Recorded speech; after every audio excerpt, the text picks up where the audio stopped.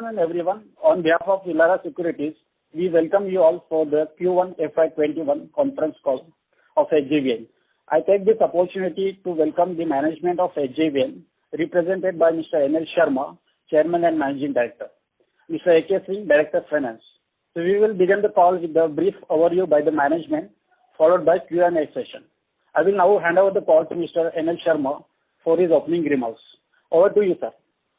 Good afternoon. I'm NL Sharma, Chairman and Managing Director of HJVN.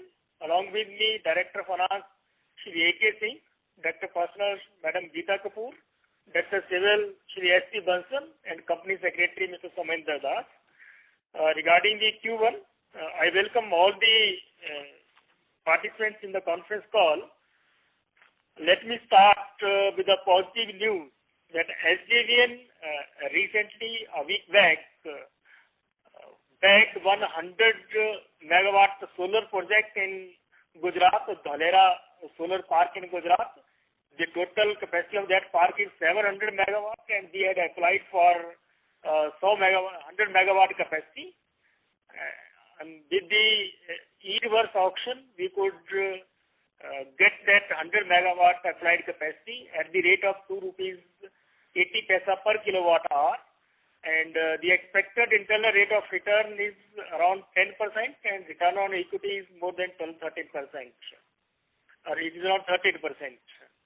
So we are also trying to have more solar projects because Government of India is emphasizing more and more on renewable energy. The target set for solar power capacity is 100 gigawatt by 2022.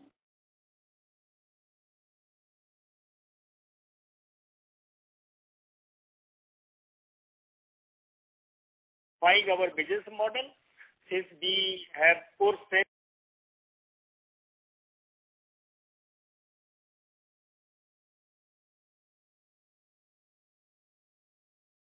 Ladies and gentlemen, the line for the management is disconnected. Please hold while we reconnect them. Thank you.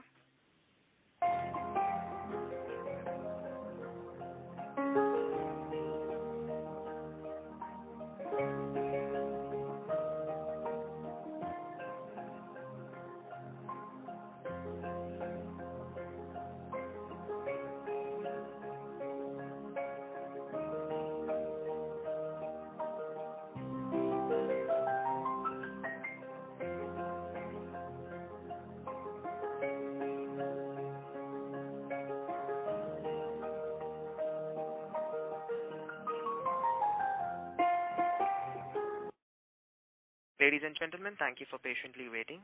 The line for the management is reconnected. Thank you, and over to you, sir. Yes. Shall I start? Yes, sir. Your voice is audible. Sorry, the line was disconnected in between. I was just mentioning the first point that SJVN bagged 100 megawatt solar project on competitive bidding basis in Gujarat. The internal rate of return is around 10% and return on equity is around 13%. And we are now planning to aggressively diversify into solar sector. We are trying to have more projects of more than 1,000 megawatt in the coming year or two. So that is the positive news to begin with. Regarding the Q1, last year was the exceptional year in terms of hydro energy generation. Regarding the precipitation hydrology in the Himalayan region, last year it was good. But this year, this financial year, I mean April onwards, the temperature on the hills, Himalayan hills, was quite low as compared to the last year. So there was lesser melting of the snow. So because of that reason, the discharge in the river, water discharge in the river was on the lower side. Particularly months of April and May. April and May, the discharge was as low as 50% sometimes.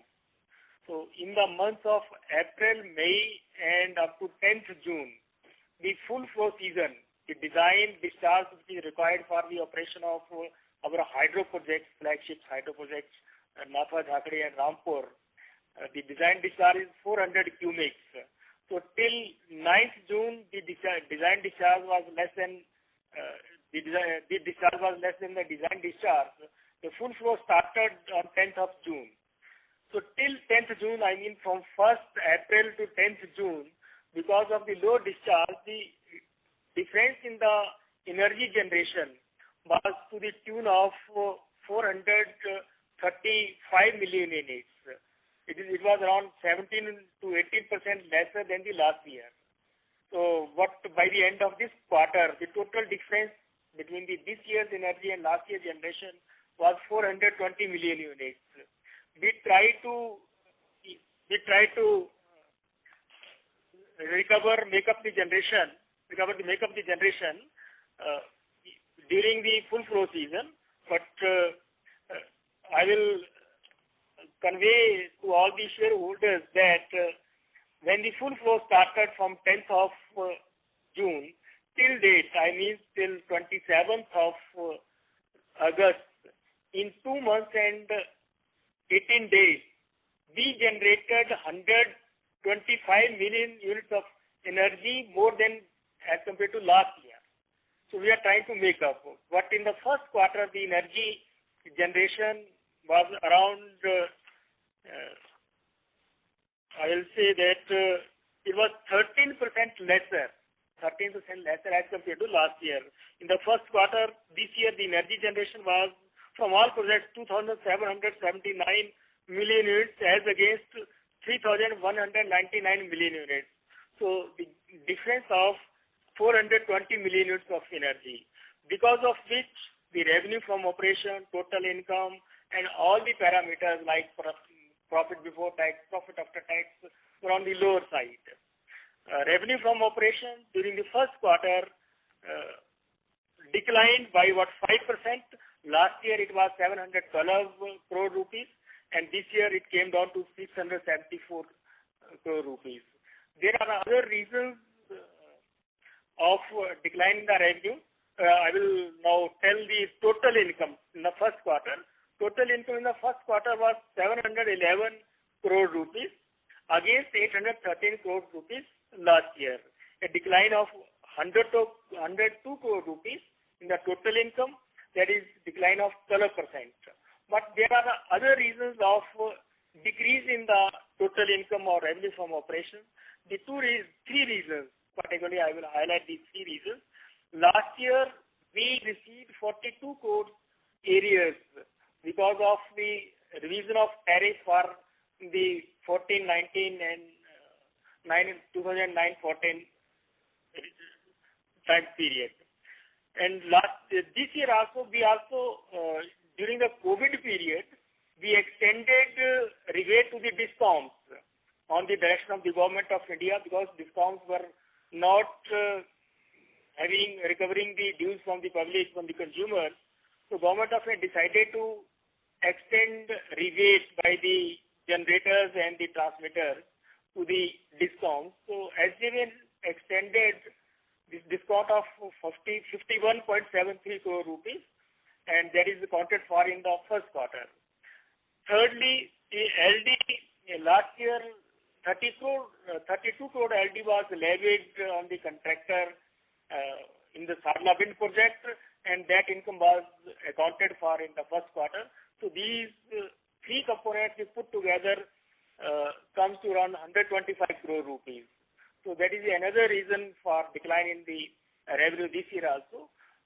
So there is other reason. There is decrease in the annual fixed charges of both the projects, Rampur as well as Nathpa Jhakri project.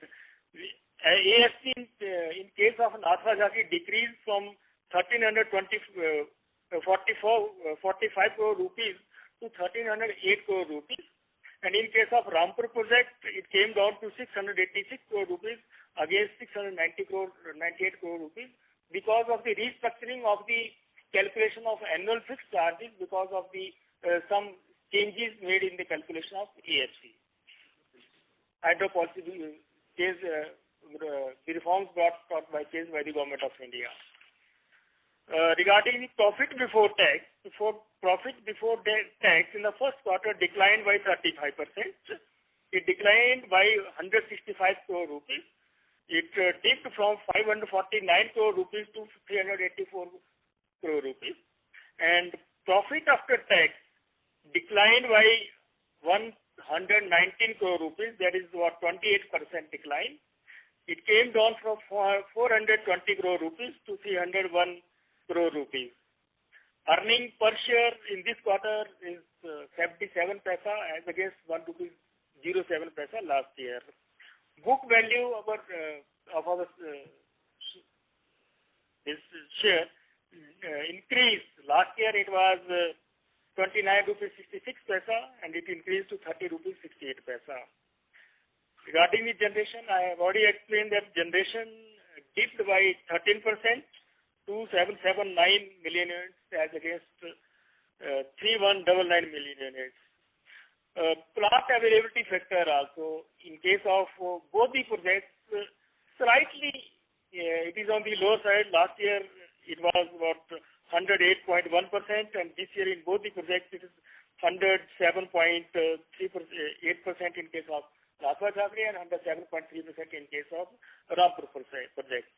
But good news is that after the first quarter we have even raised the plant availability factor also as compared to the last year. So as on this date, plant availability factor of both the projects, Rampur project and Nathpa Jhakri, is above 108%, which was 107% last year. So this is about the plant availability factor. Regarding incentives, capacity incentives, UI and REC for the solar project. Total incentives put together, capacity, UI and REC, increased by about 1.24 crores. Last year it was 60.86 crores and this year in the first quarter it is 62.10 crores. So incentives all taken together have increased. I would like to further inform all that we are well in the direction of capacity expansion. As on date, our 4 projects are under construction. That is one project in Nepal, 900 megawatt Arun 3 project, 1320 megawatt thermal project in Bihar, then 60 megawatt project Natwar Mori project in Uttarakhand, and one project in JV mode in Bhutan, Phongchu hydroelectric project 600 megawatt. The concession agreement has already been approved by the government of Bhutan and it has been signed between the government of Bhutan and the Phongchu hydroelectric company limited, which is JV company of SJVN and DGPC of Bhutan. It has already been signed. We are now about to award the work. Openly, we have already started the tendering process in advance and we will award the work shortly. Further, in India, we are about to start construction on 2 projects in Himachal Pradesh. 210 megawatt Luri stage 1 on Satluj Basin and 66 megawatt Dhaulasiri project on Beas Basin. These 2 projects, all the clearances are in place. Now only investment approval from Government of India is awaited. It is in process. PIB meeting will take place and we are sure that we will receive the investment approval in a couple of months and we will start the work. We have already started the tendering process. We will start the work on these projects, say, within 3 to 6 months. Similarly, one more project, big project, 382 megawatt Sunni Dam project. We are almost on the stage of having DPR vetted by CA. 19 out of 24 chapters have already been approved.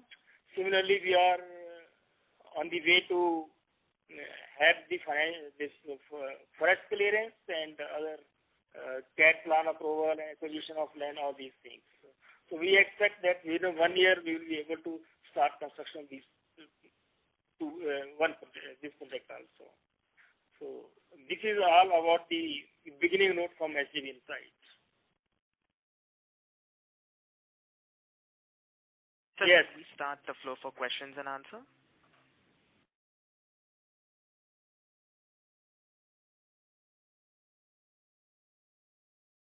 So should we start taking questions? Yes, we can start. Thank you very much. We will now begin the question and answer session.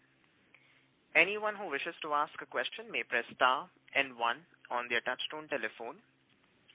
If you wish to remove yourself from the question queue, you may press star and 2. Participants are requested to use handsets while asking a question. Ladies and gentlemen, we will wait for a moment while the question queue assembles.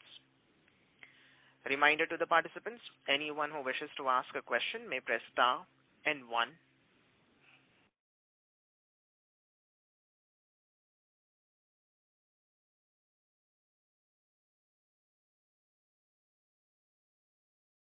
The first question is from the line of Mohit Kumar from IDFC. Please go ahead.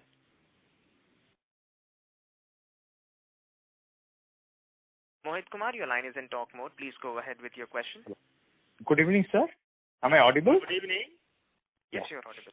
So, sir, 3 questions. So, sir, first a clarification, sir. Are we accounting surcharge on the receipt basis, and how much is surcharge due as per your calculation? And have you seen some payment from Discom liquidity scheme? And when do you expect your entire receivables or outstanding due to be completely, get paid? That's the first question. Yes, Mohit.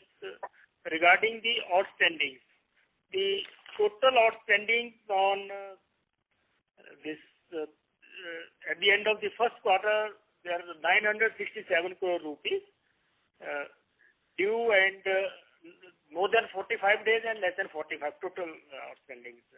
The late payment surcharge is additional to it, and most of the outstanding out of this 967, more than 500 crores is from J&K, whereas we are receiving payments from other Discom, other entities.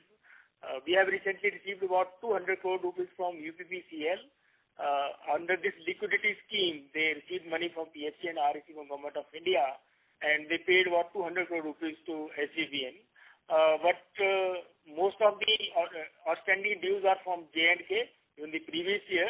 So recently we learned that Union Cabinet approved the additionality of that liquidity scheme from 90,000 crore to 1,25,000 crore. The J&K is included in that.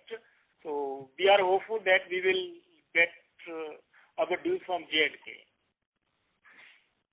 Okay. So how much is surcharge due, sir, as per your calculation? And do you account surcharge on receipt basis?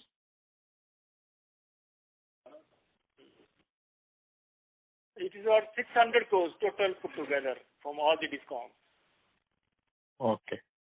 And you account surcharge on receipt basis, am I right? Yes. Okay. Yes. Secondly, sir, on the capex plan, how much we have invested in Arun 3 as of now, and the Buxar, the total amount invested, and what is the status of construction, and is there any change in COD because of the COVID? Yes. Arun 3, as you know, the total capex of generation as well as transmission component is around 7,000 crore rupees.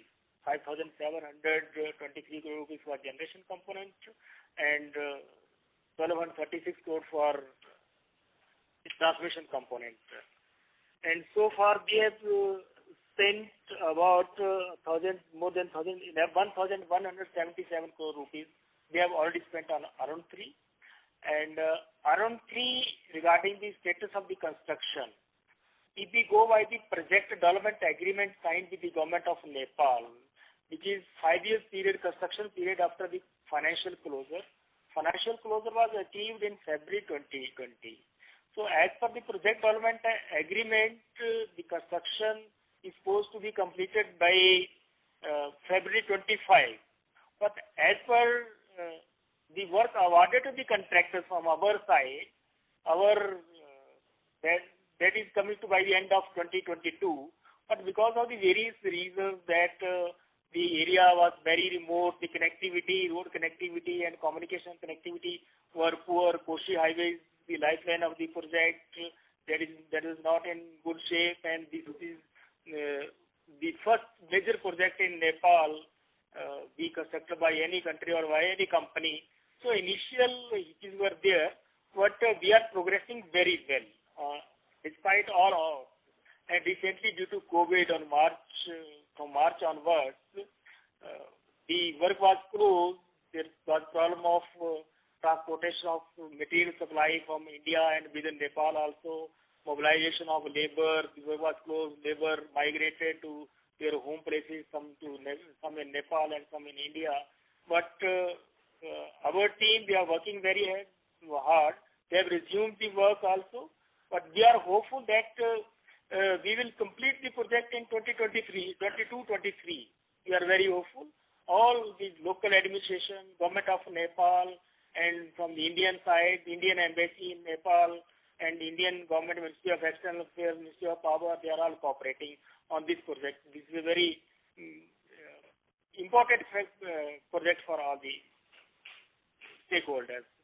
Then regarding the Buxar project is about 10,000 crore rupees project, and the EPC project has been awarded to L&T, and so far we have spent about more than 1,100. It's 966 crore rupees so far we have spent. Here also, due to COVID and still the COVID situation in Buxar area is very severe. The containment zone, number of cases, COVID cases, but despite all these odds, after closure of the work for more than a month, we have resumed the work, but the labor issue is still very critical. So, but it will certainly have impact on the progress of the project. But we are requesting the contractors and our staff to make up and accelerate the work there. So this is about the two projects. Okay. The last question on the Dholera. What is the tariff and what is the expected project cost? And where are we right now in that, It is just we have got it through competitive bidding, and this PPA will be signed within a month. The project, the tariff is 2 rupees 80 paisa as on date, and the cost of the project is 483 crore rupees. Okay, and what is expected PLF, sir? You may ask. Including all the charges. What is expected PLF, sir? CUF is around 27%. Capacity utilization CUF is around 27%. Understood, sir. Thank you, sir. Thank you. Okay. Thank you. The next question is from the line of Yogensh Jeswani from Mittal Analytics. Please go ahead. Hi, sir. Thanks for the opportunity. Sir, a quick question on the say FY 21-22. Now, I think from the kind of commentary that you have shared, I think a major chunk of our projects are supposed to come on stream from FY 23, right? So, is there any scope from the existing projects, or maybe like a 100 megawatt solar project that you shared about the new order win? Is there any scope for revenue growth for these coming 2 years, FY 21 and 22? From new projects, Dholera project will be commissioned by the end of 2021. So Okay. revenue will start flowing from say by the beginning of 22 if it is completed by December 21.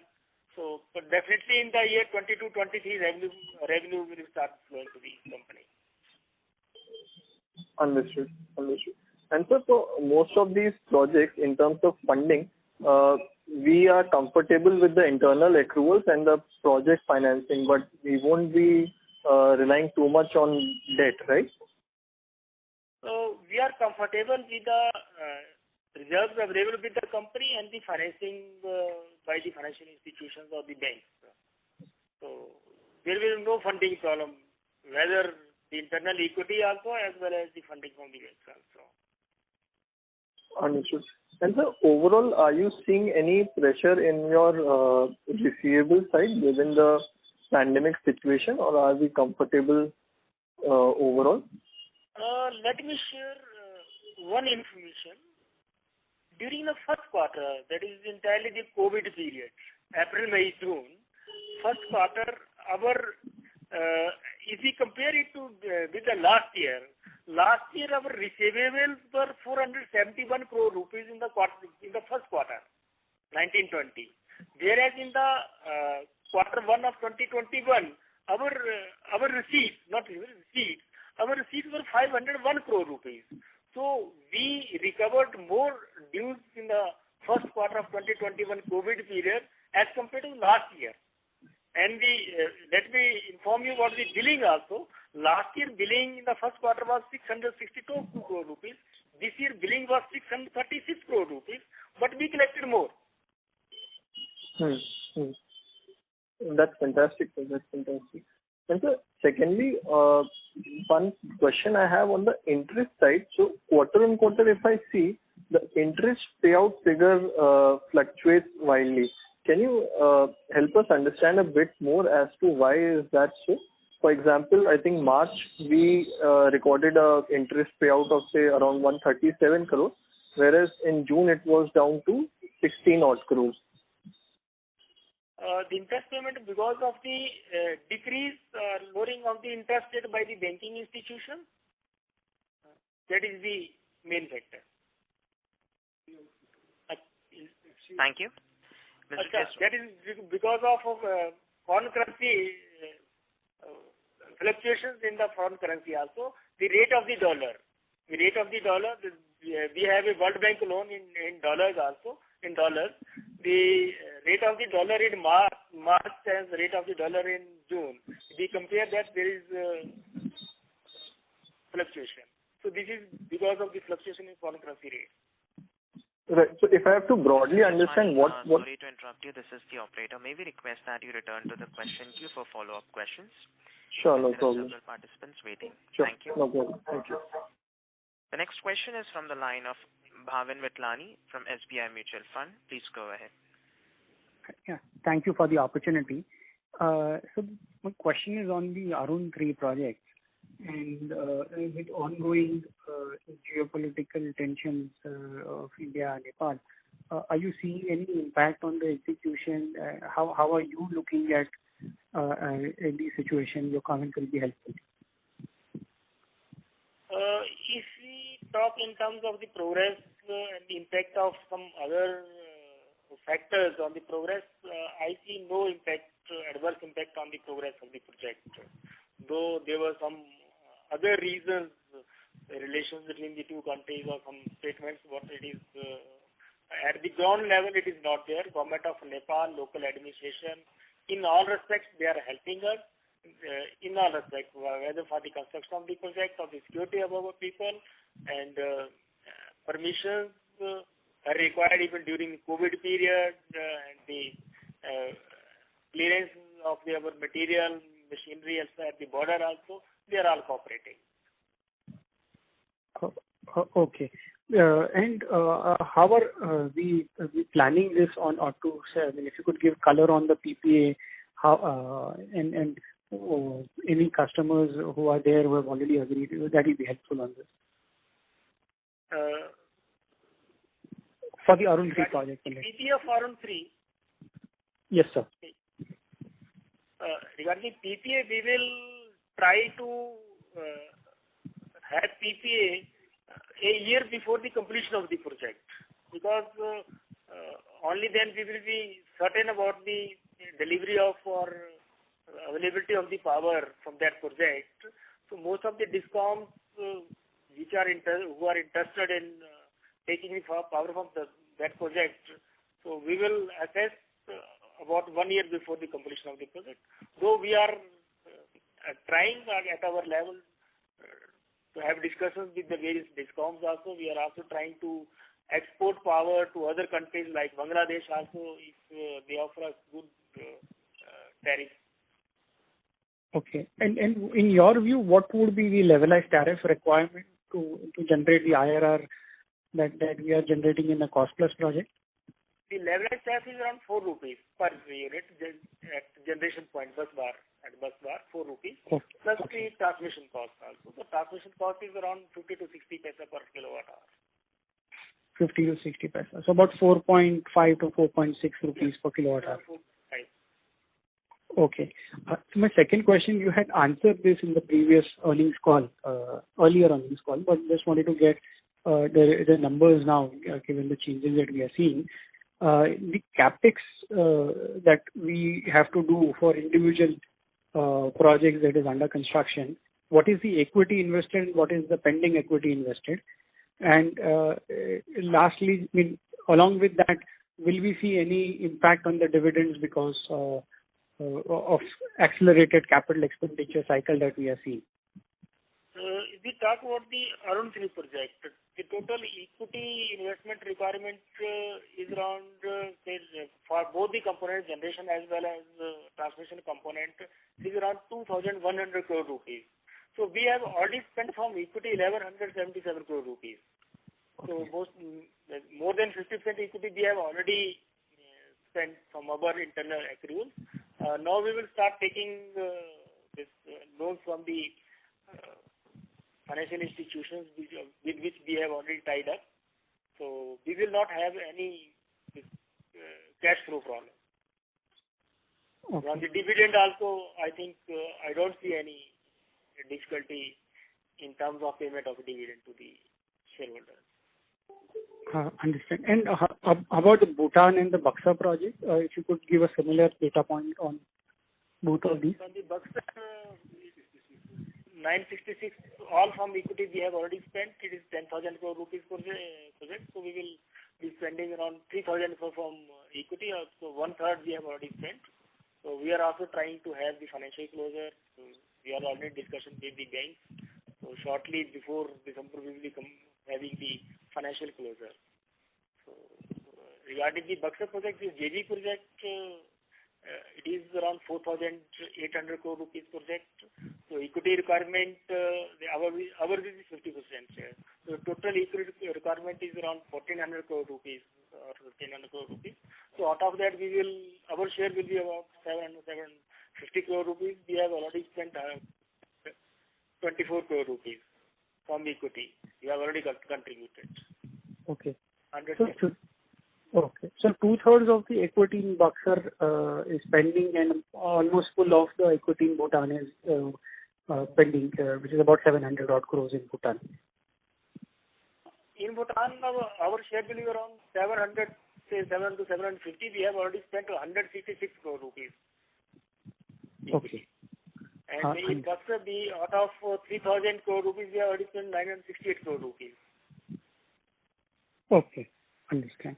So the cash flow from operating activity should be enough to... That we have already planned even for the next 10 years.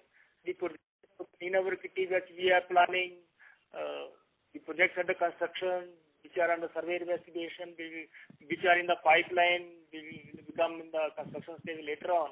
So we have all planned this. Okay. Sure. Yeah. So these are my questions. Thank you so much for taking my questions. Thank you. The next question is from the line of Dhruv from HDFC Asset Management. Please go ahead. Hi, sir. Thank you. So one development, in one of the media reports, it is mentioned that you are looking to acquire land in Rajasthan for, I believe, an ultra mega solar park. So if you can help us, what is the business model here? Will you be, putting projects here, or will you be, parking this land to other developers basically you will be a solar park developer. So the business model, if you can help us understand. Yes, on the solar energy side, we have planned that we will go aggressively in this direction because Government of India's emphasis is also on this side. So in the coming times, the energy scenario will see this thing that renewable energy, particularly solar energy, 100 gigawatt by 2022, Government of India has already set the target. So there are scopes, and the tariff in solar has also come down So we have decided that this capacity addition is in a very short period, whereas in hydro it takes 10, 15 to 20 years to construct a project, whether size of 100 megawatt or 500 megawatt or 1000 megawatt. But in case of solar, we can construct, install and start generating energy and revenue within only 1.5 and 2 years. So we have changed the business model of our company. So we are trying 100 megawatt. We have already secured through a competitive bidding basis. We are also trying to have land in Rajasthan. We have also invited interest from the aggregators or the other persons who have the land. So for this CPSU scheme, there is CPSU scheme in Government of India that if any developer CPSU can having land and having power purchase agreement. So in this scheme, power purchase agreement is assured, and land we have to arrange. So we invited interest from the aggregators or from the landowners. We have received a good response from the people who are trying to contact us. So if we have land there, we can install solar projects there. We have empaneled the agencies, construction agencies. We will have competition among them for the construction of the project at a viable tariff. So in the present case also, the 100 megawatt Dholera, we have got the project at ₹2.80 per kilowatt hour. So with the we have got the contractor also, EPC contractor also, and this O&M also is bidding for 10 years. So we are getting good returns on that. Similarly, because if our money remains in the bank or on it is not invested, in a hydro project it takes very long. So we are not leaving hydro unattended. We are giving equal importance to that, but that is time taking. But at the same time, for the capacity addition and for immediate revenue generation, we are diversifying in the solar sector. So my question, sorry sir, sorry to interrupt. So my question was more, the solar move is interesting, but my question was more on the Rajasthan model that we are looking at. So will we be developing the solar park and giving the land to someone else to develop the solar project, or we ourselves will be developing the solar project in that park? We are okay. And so then not nothing of park, but nothing of the project ourselves. Okay. And so then how do you get the PPA for this park? I mean, do you already have a PPA to develop the solar project in Rajasthan? The government of Rajasthan policy SECI has already understanding with the state government. It is through Solar Energy Corporation of India, SECI. The tariff, lowest tariff discovered at that tariff, SECI has already understanding with the states, and at that tariff the power will be sold to the Rajasthan discom. Okay, so I mean there will be no separate bidding for this project. Like in Dholera, there will be no separate bidding. You will have an assured, you will be given a tariff, and you will have to build the project on that tariff on the land that you acquire. Bidding. Is it? The bidding for tariff, bidding will be there. Okay, bidding will be there. Okay. Bidding and if you there, win in but that if bidding, you have the land, then we will be having an edge. Yeah, true. Got it. Yes. Got it. And this is not to, the idea is not to give this land to someone else. It is only, we ourselves want to develop the solar project here. We will done for them. Yeah, got it. And so just one small clarification on the Dholera project. You mentioned that 2.8 tariff you are getting an equity IRR of 13%. But IRR is around 10%. Return on equity is 13%. Okay. Yeah, equity. Okay, I understand. Equity IRR is around 13%. Yeah. Yes, equity IRR is 13%. 13%. So, but when we see some of the other bids, they are much lower. So I'm just trying to understand, have you done a back-to-back arrangement, and that is, I mean, your cost is freezed now, and if the module prices decline, you will not benefit out of that, or if they increase also, you will not be impacted by it. Is that the structure? We have back-to-back arrangement. We have already identified, we have already discovered the contractor. Okay. So this is a free thing. This is a free. I mean, there can be no volatility to this price. This coupon, I mean, your return cannot change depending upon the module price. No, our return is not to the module price. Got it. Got it, sir. That is very helpful. Thanks a lot, sir. Thank you. Thank you. The next question is from the line of Chirag from Budhrani Finance Limited. Please go ahead. Yeah, sir. Can you give the breakup of energy generated from Nafta Jhakri, Rampur, wind power and solar? Yes. From Nafta Jhakri, energy generated in the first quarter is 2,140 million units. And you want the comparison with the last year's quarter also, or this year's? I have last year numbers. Okay. So this year is 2140 for Nafta Jhakri. Then for Rampur project is 602 million units. Then for Khirvare wind project it is 16.64 billion units. For Sadla wind project is 18.75 million units. 18? Yes, for Sadla. Sunlight? For Sadla it is 18.75. Okay. For Charanka it is 2.40 million units. And total is 2,779 million units this year. Okay. And sir, can you also share the UI and capacity incentives?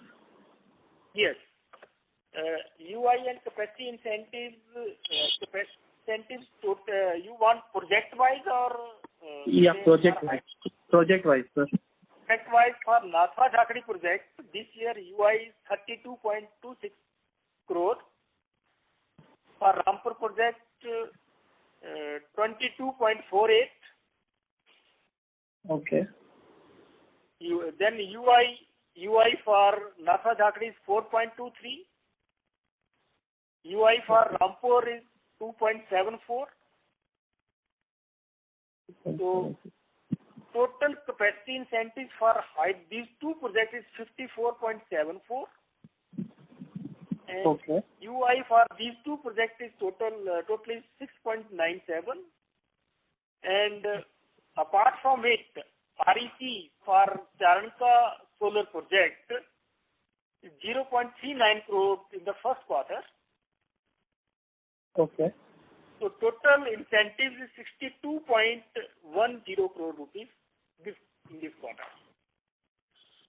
Sir, in quarter two, will your volumes be as good as the one that you clocked in last quarter in Q2 FY20? Or it will be better as I explained in my beginning note, initial note. right. Because in the second quarter, that is July, August, September, full flow season remains till around 10th or 15th of September. So in this full flow season of these hydro projects, we have already generated during this full flow season around 125 million units of energy, more energy. Say in this quarter, around 115 million units energy more in this quarter, July, August, till date. And till mid of September, we will be having more additional energy because of the better micro management of the projects and operations. So you will surpass quarter two? So we expect so. Okay, sir. Okay, so that's it from my side. Thank you. Yes. Thank you. The next question is from the line of Anant Mundra from My Temple Capital Advisors. Please go ahead. Yeah, hi. So thank you for the opportunity. I just wanted to understand, have we signed PPAs for Natwar Mori and Bhutan project? Not yet, because the practice in hydro project is not to sign the PPAs in advance. And moreover, the DISCOM these days are not signing the PPAs in advance because now this open trading in the trading of energy in the markets or real-time market has already started daily purchase and exchange of power. So PPAs, we will decide to have PPAs about a year back before the expected date of commissioning. So only at that time we'll be able to tell to the DISCOM that we will be sure to supply power from our projects. But we are trying to have discussions with the DISCOM. Okay. And so one more question. In March 2020, in our standalone statement, the capital work in progress is about 900 crores. So for which project is this 900? What's the breakup, sir? The capital work in progress, one is in Natwar Mori project, 60 megawatt Natwar Mori project in Uttarakhand, Arun 3 project in Nepal, then Buxar thermal power, Buxar thermal project in Bihar, and Dhaulasid Dhuri project in Himachal Pradesh. These projects are also likely to be under construction in a couple of months. We have already purchased land for this project, and we have incurred expenditure on this CAT plan already deposited and NPV for the forest trees in the forest. So these are the capital works in progress. Okay, but sir, standalone, I don't think Nepal and Buxar project would come. In standalone, there should just be Natwar Mori, because that is the only project that standalone it is not in the consolidated, but in the standalone in Natwar Mori, Dhaulasid Dhuri project, and other projects which are under survey investigation. Okay. All right. Well, thank you. Sir. Okay. Thank you. Reminder to the participants, anyone who wishes to ask a question may press star and 1.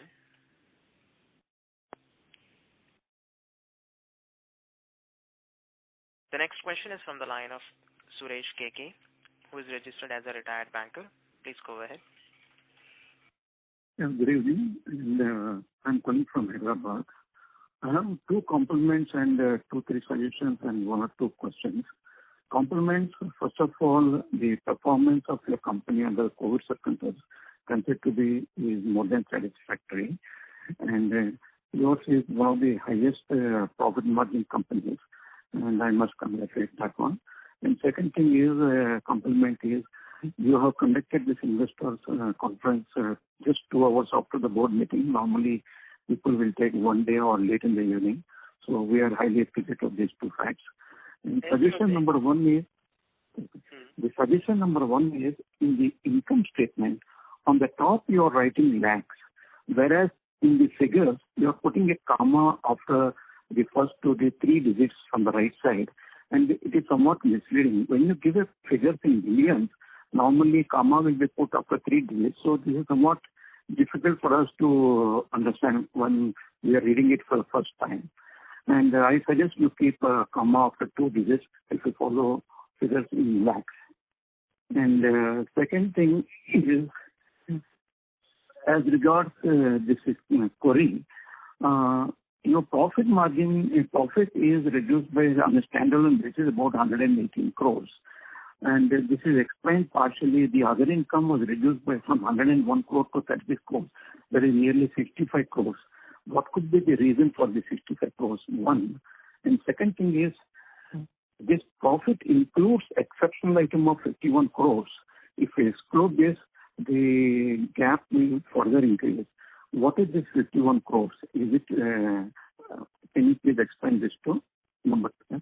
And third point is, do you have any bad receivables or receivables older than 6 months or 1 year? Yes, Suresh, thank you for your compliment, and your suggestions are well taken. Regarding your questions, first regarding the profit margin has reduced, I have already explained and informed the participants in my beginning note that generation in the first quarter was on the lower side by about 5%. Because of the lesser discharge in the Satluj River, where our flagship major 95% of the total revenue from operation comes up from these 2 projects on the Satluj River. This year in the hilly region, it was very prolonged winter. Winter almost closes by end of February, but this year even the rains and the low temperature continued till the end of April also, the beginning of May also. So we have lesser discharge in the Satluj River in the months of April and May, these 2 months of the first quarter. So generation was on the lower side as compared to last year to the extent of even 17 to 18%.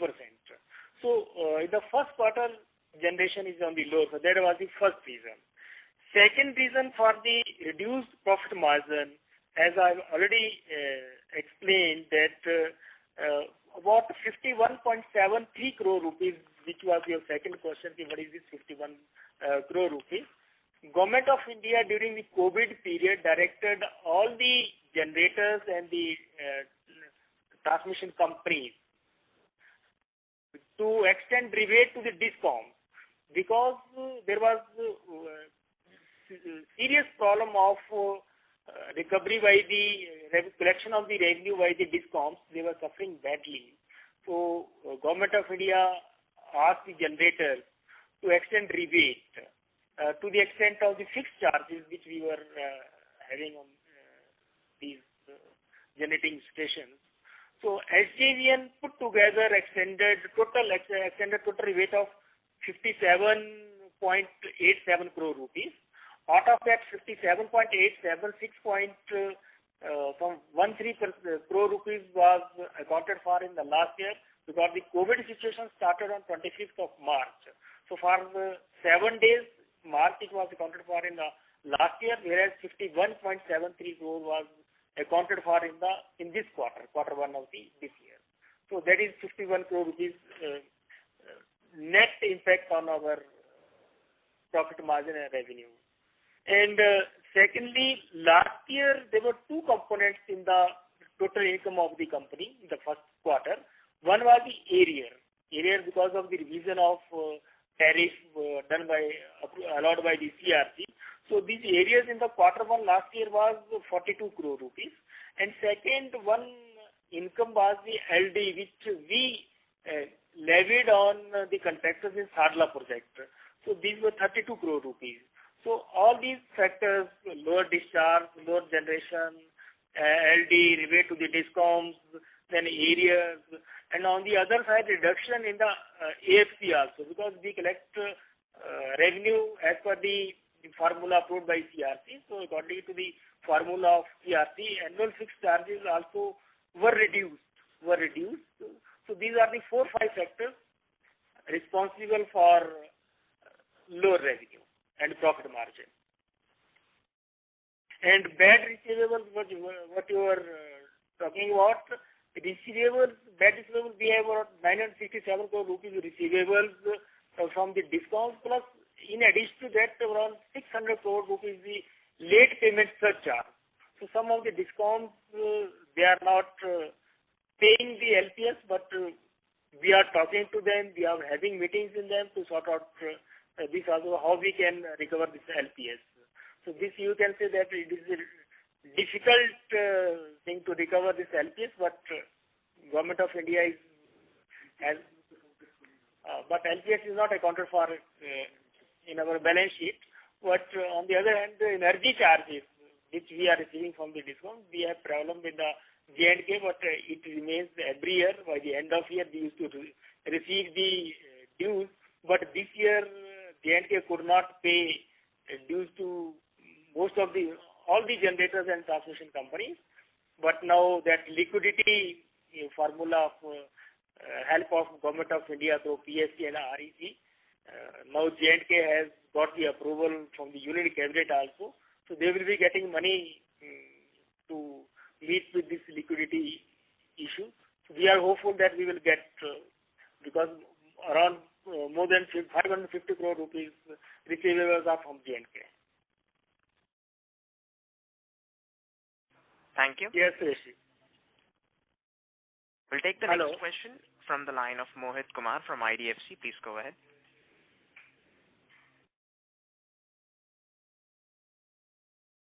Hello. Yeah. Good evening, sir. Yes. Thanks for the opportunity once again. Sir, there was a circular from the Ministry of Power. It came in public domain, stating that LPS has to be reduced to 12% if you want to avail money under the DISCOM liquidity scheme. Have you received any such circular from the ministry? And secondly, whether this LPS of 12% is gets charged on all the amount starting from past or is applicable from April 1 of 2020? Yes, we have received communication from Government of India. It was decided in consultation with all the generators and transmission companies. I was also in all the meetings held by the Power Secretary or Minister of Power. So earlier it was 18%. Now, keeping in view the request of the DISCOMs or their position also, it has been reduced to 12%. But it is from the prospective date, not from the past date. Oh, it's only from the prospective date. So what is the date applicable? Date applicable is, I think it is from the COVID period. Okay. COVID period. Understood, sir. Understood. Thank you. Thank you. Ladies and gentlemen, due to time constraint, we'll take that as the last question. I would now like to hand the conference over to Mr. Rupesh Sankhe for closing comments. Yeah, we thank Mr. N.L. Sharma for giving us an opportunity to host this call. We also thank all the investors and the analysts for joining this call. Good day and take care. Thank you, Rupesh. Okay, thank you.